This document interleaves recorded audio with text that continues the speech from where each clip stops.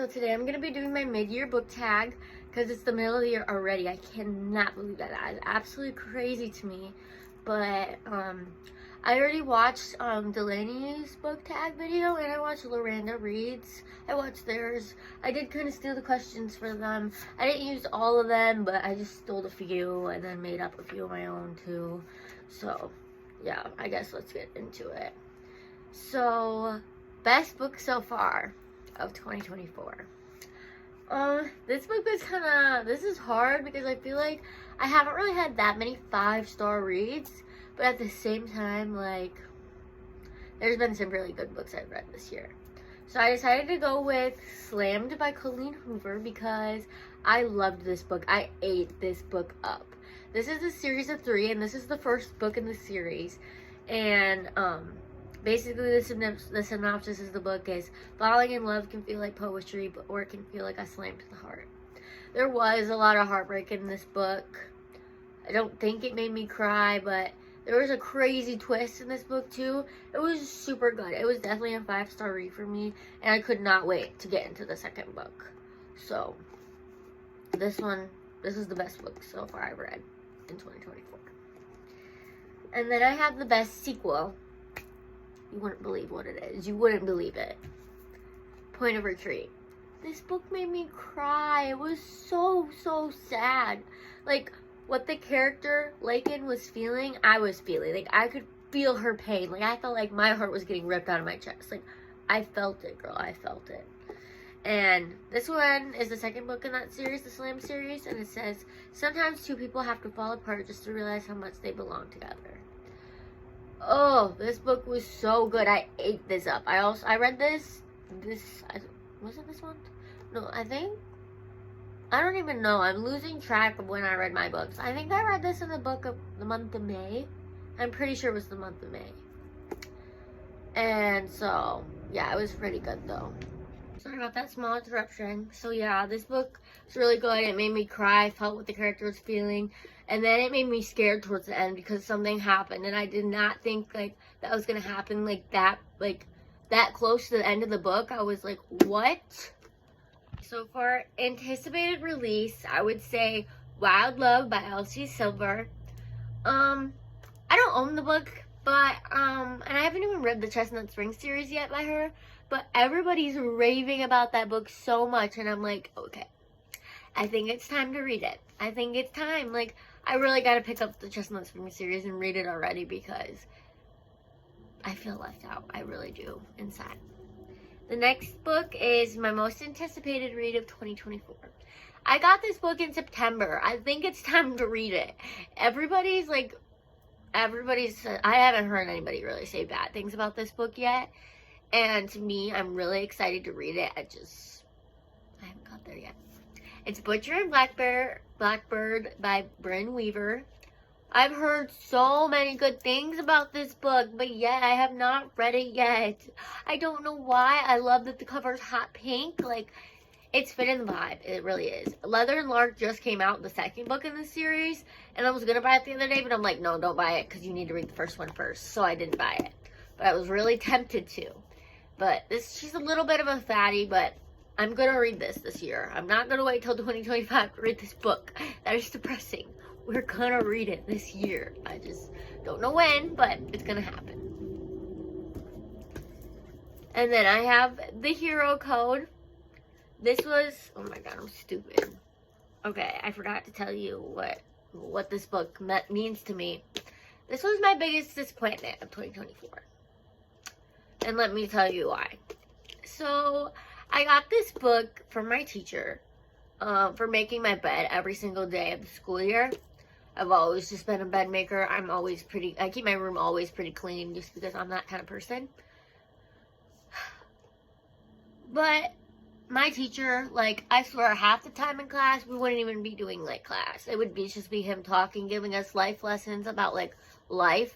And, like, everyone appreciated it so much. That's why we liked the teacher so much. Just because we felt like we were learning, like, valuable things. And so I really thought this book was going to be valuable as well, since it came from a valuable teacher. Because it says, The Hero Codes, lessons learned from life well lived.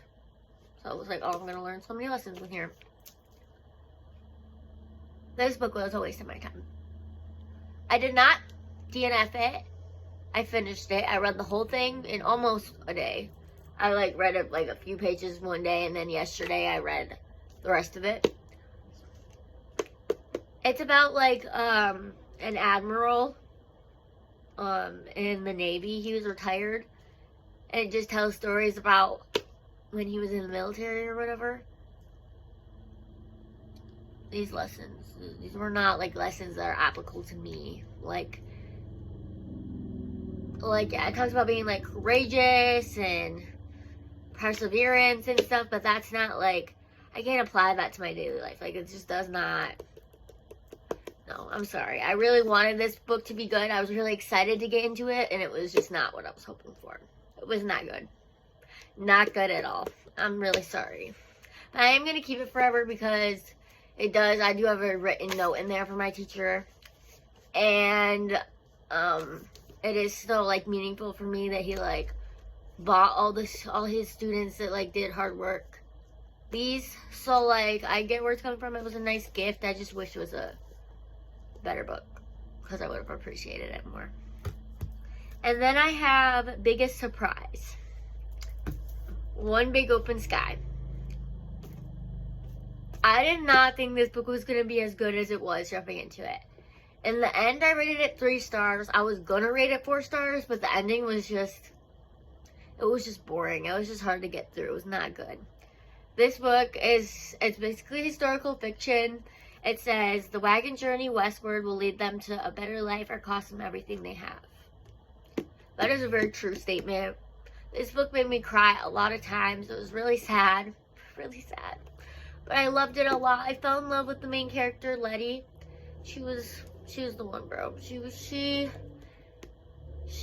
just a very like strong girl. I don't think I could be that strong if I went through everything she did. So I really inspire like her as a person. I think she's only like 11 in the book, but like 11, I'm over here reading a book when I'm 18, and I'm like, that's crazy. That's so crazy. This book scared me. This book made me sad. This book made me joyful. Like, I was gonna rate it 4 stars. I really was, but just the ending, I just could not. It was just not. I expected it to be better. Like, I was like, this is a huge letdown. That's why I rated it what I did. But this book was the biggest surprise. It's also in like home style. The pages are, so it's really easy to read.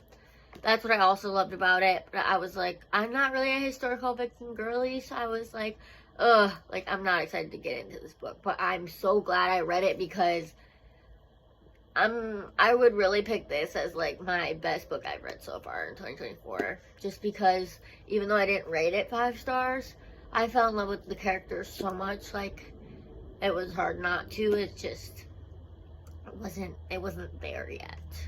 But yeah, I don't know if I'm ever gonna read any more books by this author, but I might. I'm really considering it. So yeah, this book came out in March, so if you haven't read it yet, you have to read it. Like, I'm telling you. And then I have new favorite author. So for this book, it was my first time reading a book by this author. I rated it 4 stars at the end just because a few things gave me the ick in the book. But overall, I loved the writing style. I loved how it made me laugh. Like, I loved how it made me sad. Like, it just made me feel emotions that you don't always feel when you're reading. And that's The Paradise Problem by Christina Lauren. I think they're my new favorite author. Not like my favorite because Colleen Hoover still has my heart. She still got it. But I definitely will be picking up more books by Christina Lauren because I just love her writing style. Their writing style, because technically they're 2 authors combined together, but I liked this book a lot, and I'm excited to pick up their new ones. Like, she has like a new, like, they have like a new Tangled one coming out or something. That one looks really good too, so I don't know. We'll see, but there's that. And then I have your favorite character. This is gonna sound very, very biased, okay? It is not very, very biased, but it's gonna sound that way. Shatter Me. Because the main character's name is Juliet, which is also my name. But, okay. Okay, so the only reason I bought this book was because my name was on the back cover. I had no idea there was even hype towards this book or anything. I had it for like a few years already. And so finally this year, I've been like getting into BookTube, watching YouTubers like read books, you know, and everyone started raving about this book. And I was like, I have that book. I just haven't read it yet. And so I read it, and this was, I don't remember if I rated it 5 stars or 4 stars, but it was really high for me. And I really need to get the second book. I really do. And I will eventually. It'll happen, just not yet. And so I just really loved the character. I felt like I like resonated with her, and I just felt like this is kind of like a dystopian fantasy, and I haven't really read any fantasy in my life, and I loved it. I loved it a lot. And so I felt like this was my way of jumping into it, and I loved this book. This book was it. So that was my favorite character for 2024. And then I have a book that made you cry. This is a Colleen Hoover book. I feel like she just knows how to write books. Like, she knows what she's doing. She's got her shit figured out. It's Without Merit by Colleen Hoover. I've heard a lot of mixed opinions on this book, but to be honest, I really loved it. I read it like in a quick span. I don't remember because it was in like January, but I remember I read this book super, super fast. And I loved it. I ate it up. There was a few weird things. Like, what was his name? Like, Lucky. He's an interesting character. But I feel like that's what made the book, like this whole family is really strange. But it's okay. It really, like, I felt like I connected with Merit a lot. I just felt the things she felt. And it hurt me so much while reading it. Like, I just could not control my emotions reading this book. It was really, really good. And then I have a book that made you happy. I read this book in January as well, so it was a while ago, but it's Spring Rain. It's by Gail Roper. I actually got this book from my grandma when she passed away. I got mostly all her books because I'm the reader in the family. But I did not expect this book to be as good as it was. Jumping into it. It says, tears are falling like spring rain, which really has nothing to do with the book at all. This book is a mix of romance and suspense, which are my two favorite genres. The main character, Leigh, she's a single mom with her son. I don't know why I forgot her son's name. It's Billy. Yeah. So, Leigh and Billy, they're, like, together, and then, not together, but, like, it's her son. And then, also, like, it's kind of like, I think it's, like, she has a stalker or something like that. And so, like, the book just comes together, like, it has the scary, it has the man protecting her, it has, like, the love, the romance. This book just made me so happy reading it. And, like, this is a fat book. And it has, like, super fine print. And I don't like reading books like that just because I feel like it takes me forever to finish it.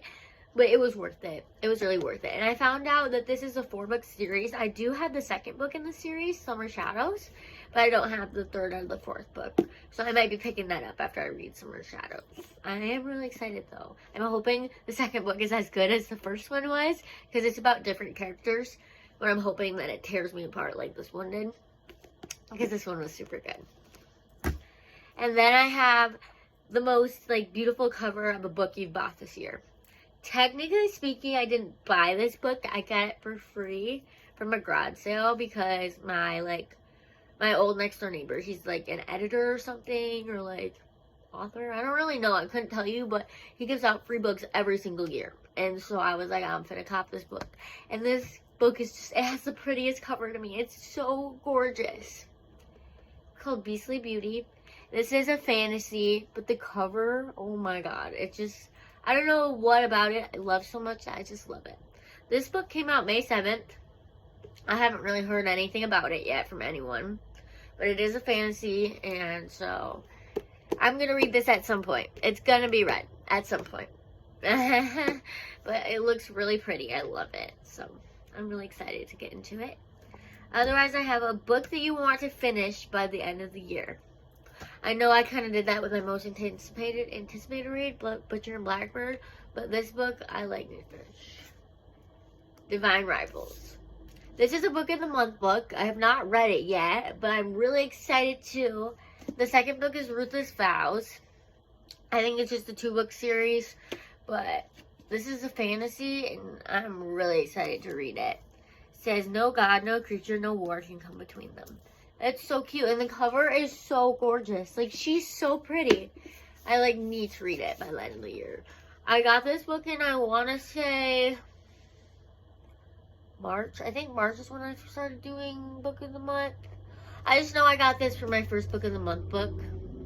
But I haven't read it yet. I don't remember what month I got it in. And then the last book, a book you DNF'd. I DNF'd 3 books so far this year. And this is 1 out of the 3. The Honeys. Once again, this was another free book I got from the garage sale, but it was a few years ago that I had gotten it, so I was like, okay, I'm gonna read it this year. This book, so Tawanda says Mars has always been the lesser twin. That's how it starts out.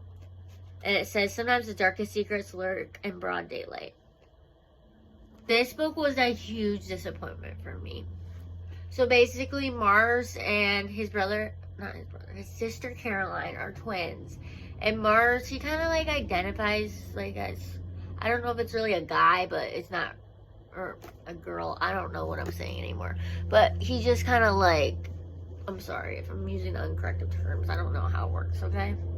Don't be offended. And he just doesn't really identify as himself, you know? So his sister Caroline, she went to like this, I want to say camp, like every summer or whatever at Aspen. And she like came home one night in the middle of camp and like attacked her brother, and she like died. And so they're trying to, it's basically like a scary book, like trying to figure out like, oh, why did she die? Like, why did she do the thing she did? Like, was it something at the camp that affected her? Like, she hung out with these really, like, weird girls that all took care of bees or something. Like, I don't know. But I couldn't wait to finish. Like, I could not, like, wait to finish the ending. It was more like something would slowly happen. Like, he'd figure out something, but it would be, like, 100 pages into the book before he'd figure out something. Like, I was just getting so bored. Like, nothing was happening. We weren't finding out anything. And, like, it just bored me. I really, like, was like, okay, maybe at some point I'll pick this book up again. I don't think I'm going to. Just because I feel like it was a waste of time. Like, I wish it would have just went more fast-paced. Because I was really excited to read this book. And the cover is so pretty with flowers on it. So, yeah, that was my mid-year book. My end-year book tag. And I mean, I really hope that the rest of the year I read really good books, because I mean, that would be what's best, right? But that's that. And so hopefully the rest of the year is really good for me.